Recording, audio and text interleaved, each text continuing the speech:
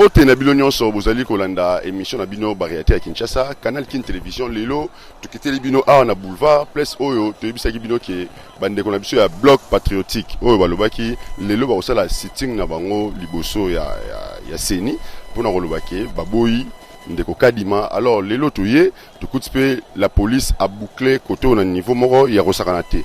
Alors bino moko bolanda ba image oyo banani bazalaki pe banani bazalate parce que la police a pesi accès na biso presse o ba ko leka mais accès na peuple na batu mususu batikali muto ko leka côté azalite bilimo bozomo na barrage déjà oyo la police a té petit tsumbu oyo aussi mingai côté à réalisation kuna merci na chef langai on azobengai les grands coach Gilles Boulé Mindeko Zulu o bazobengai je suis Funa, merci na Giputu chef direct nangai, merci na blonyo so obozolanda émission o Variété Kinshasa to s'abonner ebele na Canal Kin Télévision et bozo attend numéro o ezali na C o nyonso tout azali na besoin ya information moko ya bien mais ka robenga biso besoin sur le terrain de retransmettre yo information ya bien. Merci Tolanda.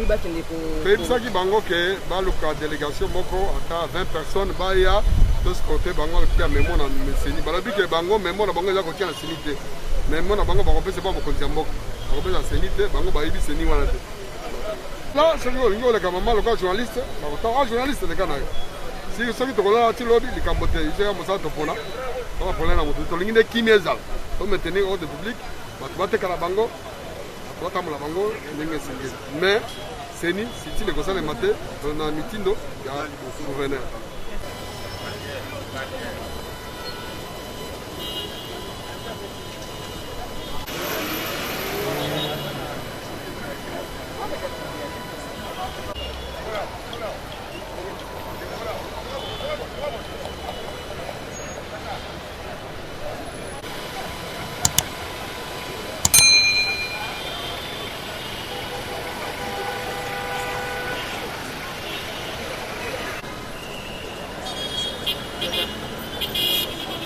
Vilango pe tout ça tu vas pénaliser donc la police vraiment souci makasi bon on a koloba biso peuple tulinga kimia ceux qui met en mboka biso peut aux allez tout ça mama biso bien sauf que régime est changé, il faut que makambo place qui est changé tulingi suma ba désolé ba marche ya ba crimogène ba nsoto ba panique qui to côté. Nous avons tous un système et régime est changé, mais le système est changé.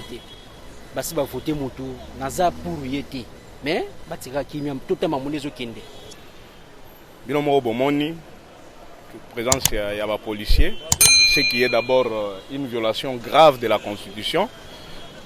Nous avions été appelés par Milapro et CALCC comme peuple pour venir dire non à la dépolitisation de la CENI et dire non à ce bureau Kadima que nous n'en voulons pas.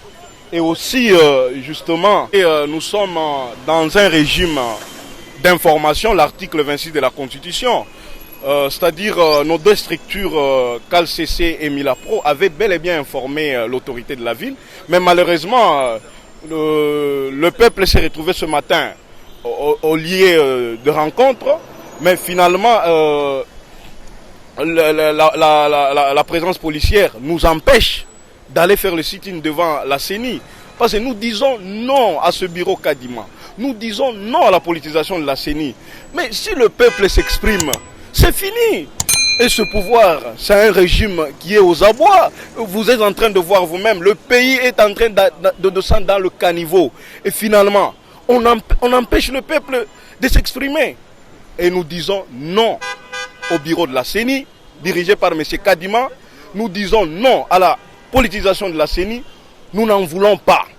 Trop c'est trop et le peuple s'exprime. Le pays est en train de descendre dans le caniveau et le peuple est en train de prendre conscience pour dire non. Alors, nous allons multiplier de marches, nous allons les multiplier, nous allons accentuer la pression et ils vont céder. Trop c'est trop. Merci beaucoup. Cette église catholique et l'église protestante, ce qu'ils font, ils l'ont fait avec Lumumba, qui ne croient pas que le peuple, qu'eux veulent dire que Bazana peuple. Cette église est une église qui n'amènera pas les gens au ciel. Parce que l'église a une seule mission, d'amener les gens au ciel. Et si cette église veut mettre notre pays en danger, nous on est là, nous jeunes des mouvements citoyens et nous jeunes Congolais, on est là pour mettre un point à cette église. Cette église ne peut pas intimider notre pays. En Europe, cette église n'existe plus. Et cette église nous met en danger. Grève. C'est pour cette église catholique, soi-disant une église qui amène les gens au ciel. Cette église est même batou, n'a qu'au fait belé église au monaoui. Et l'autre côté, peuple ni basana bango. Peuple ni basana, bango basana peuple ni bango basana. Peuple congolais ils ont soutenir bureau Kadima. Kadima asala musala na transparence, asala musala na transparence. Kadima peuple congolais ils ont soutenir yo. À cause de la transparence. Personne n'a intimidé Moutouna Kongoa. Personne n'est personne. Tous on est congolais. Lumumba Kofi pour Nini Mabelo Rossi. Soko tali longinanga. Na mémoire aussi na mapeka. Soko tali longinanga. J'étais la Filimi. J'ai vu ce que ce mouvement citoyen Bakomi Kopesa Bango. Filimi, ils savent. Le Fulbert Anzuluni, le Carbone Béni, mais ils savent ce que moi je représente. eza mawa wana ezali kolakisa que dictature oyo to décriaki ezali kaka pe ezali kokoba parce que biso batu ya bloc patriotique toye juste kotika memo po to boyi politisation ya CENI tolingi CENI ezala oyo kosalisa ba élection crédible, transparente et apaisée. Mais comment bakoyi kotia police mobimba ya ville à Kinshasa il s'est retrouvé awa boy. Et du coup, bateau bakosala misala moye basala misala ezalité. Ce n'est pas normal. Ce n'est pas normal parce que batou baye kotika memo, simple memo. Mais ce que botiki batou ba kota batiki memo na bango. Mais l'affaire est close. Comment qu'on empêcher bango kotia armée mobimbe ya waboye pour empêcher population azolinga manifester pacifiquement. Mais papa et comment mina mibeko nini que ce que batou balimba kende kotika memo, il faut ezala mutu moko to mibale est-ce que yeka songonde akopesa batou nombre ya batou bako ezali population. Atika peuple akokende peuple azana minduki te peuple azana mbeli te peuple azali koya de manière pacifique kotika memo na ye et bato bakotika memo bazali accompagner toujours na peuple donc ezali na kasongo te nde akopesa akodéterminer nombre ya bato bakoki koya kotika. Bon, merci pour la question papa journaliste oyo ezali likambo ya régime dictatorial koimpose bakongolais oyo bazolinga te bango balingisango bakongolais na makasi.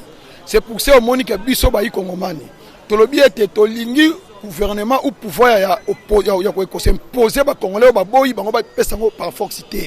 J'espère que monsieur Kadima peuple congolais est très bien à l'équipe de numéro consensus té azali moto ali rapprocher ya monsieur Félix Tshisekedi yango biso ba congolais tolobi boyi peut composer memo na biso koloba ete il faut consensus salama CENI ezali organe moko indépendant comme to na problème 2023 to lukato de politiciens CENI to cha neutre. Si que aux aliments la population na yo, tout ça libéral pour la peuple na yo, ba voter yo na réalité, pas publier yo te que yo gagnant. Mais comment bacha moto au peuple la lingite peut comme ko bousculer.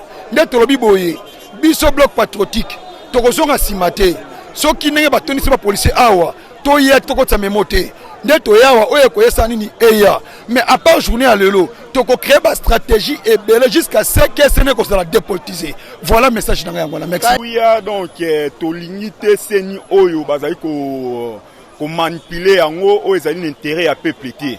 Yango biso na mokolo ya lelo toyaki na memo ete bakongomani nyonso tout oya to défendre ba cause o ya biso na kati ya nation. Mais tellement bato balingi senye za la transparente, senye za la pour intérêt ya peuple te, bango balobi ke non mais c'est ka dima za la wana parce que zali intérêt privé ya bato. Pour peuple continuer toujours na ko souffrir. Yango biso tolobi donc Seni avec Kadima biso tolingi yango te.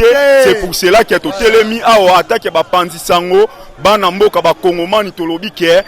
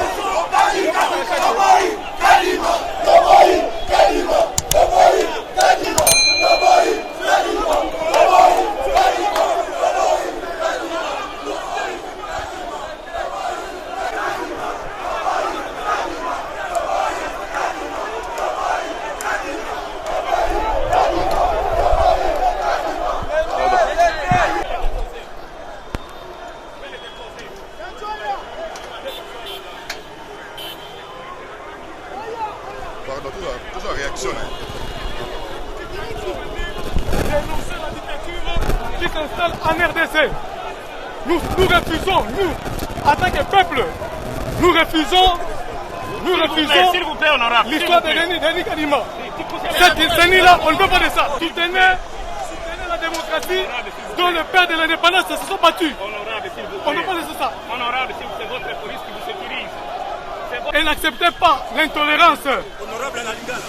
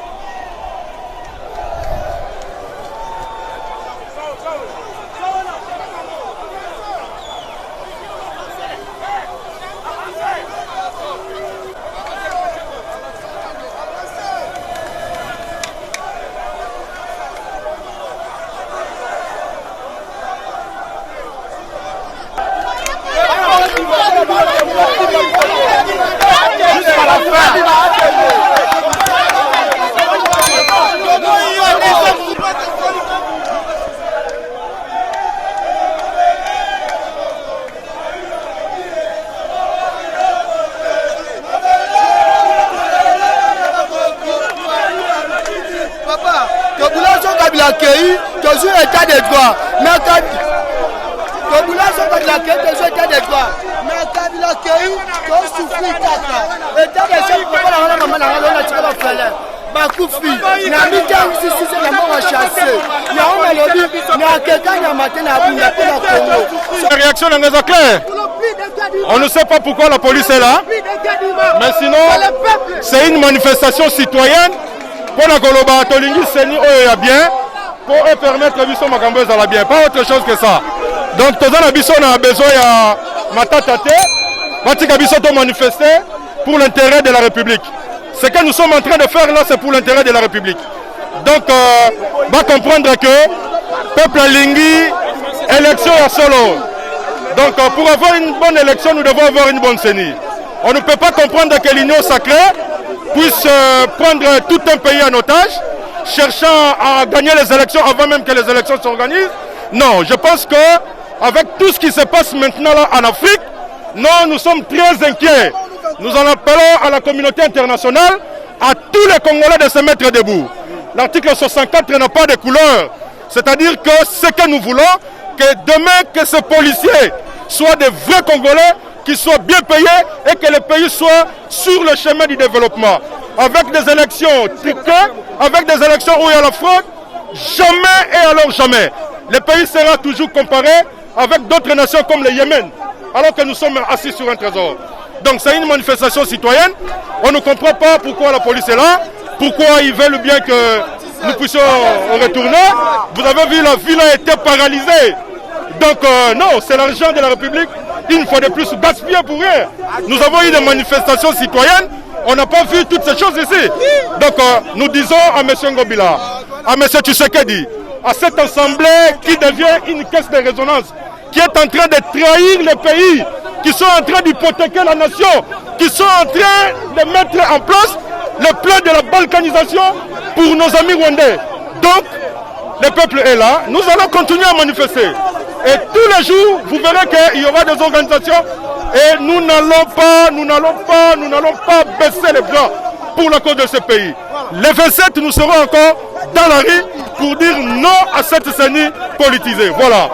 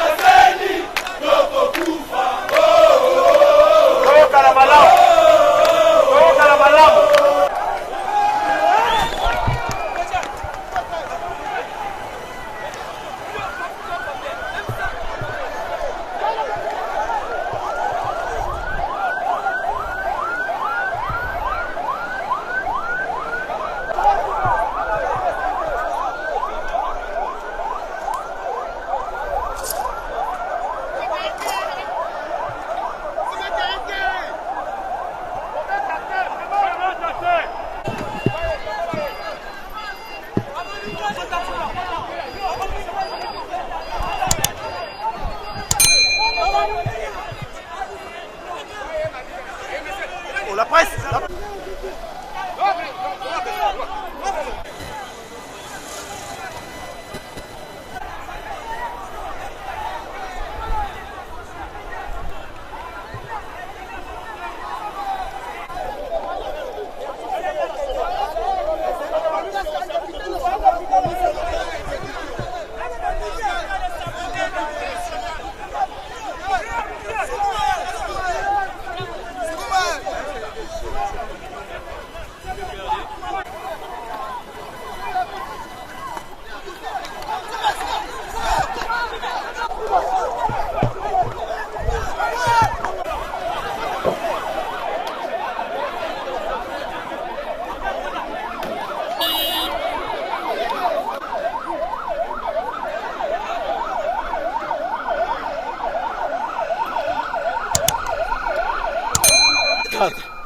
Au lieu que la police nous protège, nous sécurise, vous-même vous êtes témoin.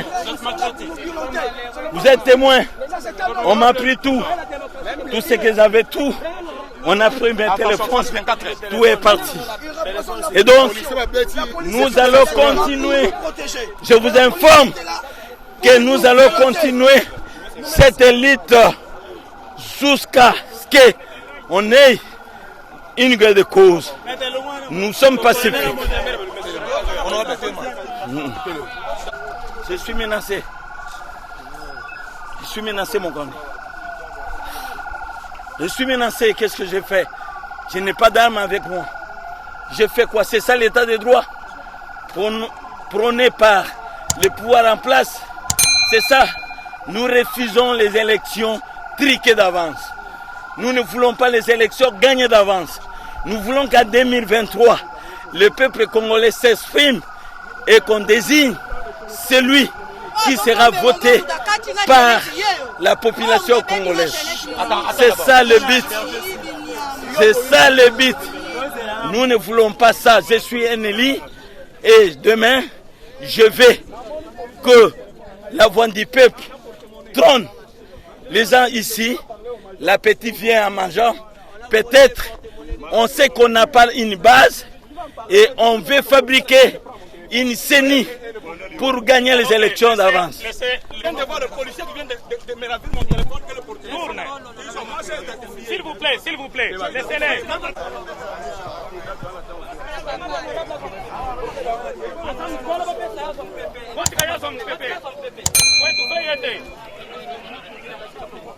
Honorable, vous sécurisez la police et la police sécurisée. Quand vous êtes déplacé, il y a un autre colonel appelé un peu comme ça. Attention mon colonel. Un autre colonel appelé comme ça, c'est lui qui a donné l'ordre. C'est ça. Il est là. Il a donné l'ordre qu'on puisse nous sécuriser. Lui, il a donné l'ordre qu'on puisse nous violenter. C'est le commandant de Génie, Yazara Moutoua Maël.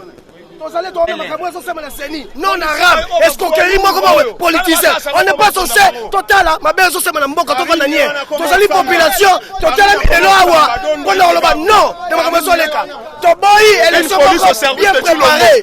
To lingi mutu akoleka, eza mutu oyo boka ye moko eponi. To boy ba manigance, to za bazo ba te Congolais lembi buzoba. Yango biso to. Nos amis appellent état de droit. C'est rien d'autre que, en tout cas, la brutalité, la violence. Nous n'avions pas d'armes, nous avions voulu exprimer notre mécontentement par rapport à ce qui se passe au niveau, malheureusement.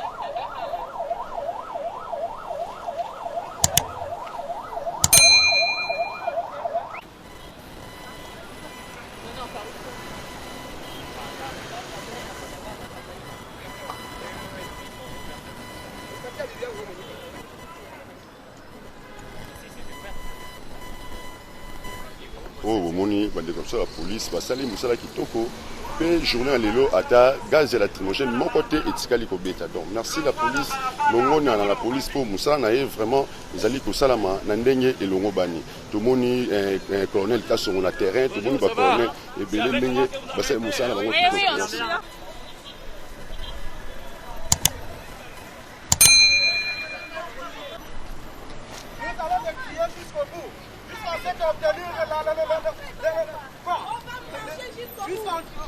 On va obtenir jusqu'à la réussite. Quand Dima doit partir.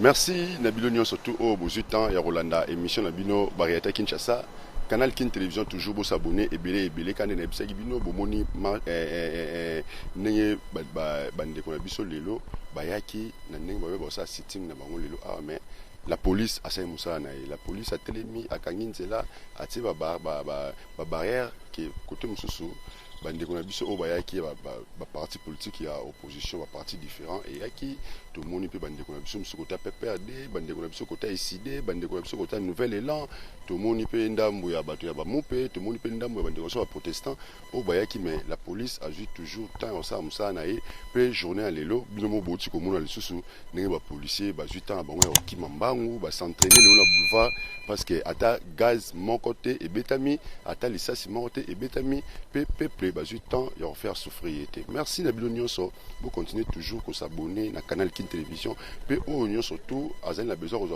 vraie information na source numéro na biso zali na siwana bo contacter Ngaimi Konjoli nazali a molobeli nabino on la kitaki sur le terrain. Merci na petite sous mon côté réalisation, merci na sima la caméra tout ça qui bon na coupa bola ya ba coupa wazonyo ko la image net na film ngai ya bilo mo pandisa ngomi Konjoli na sepeli makasi na sengi sous merci na moko nazali ko benga les grands coachs ndeko Zulu o bazali ko benga ye je suis Funa donc je suis Funa yem dazo coacher mi Konjoli fo bomona na terrain boye merci na chef na ngai direct Giputu merci na bilo Nyonso Bolandi émission na bino Bariata Kinshasa Bariata Kinshasa mais bobo sanate pona ko s'abonner et belé na Canal Kin mais mingi bobenga biso na ba numéro o ezali na siwana merci bye.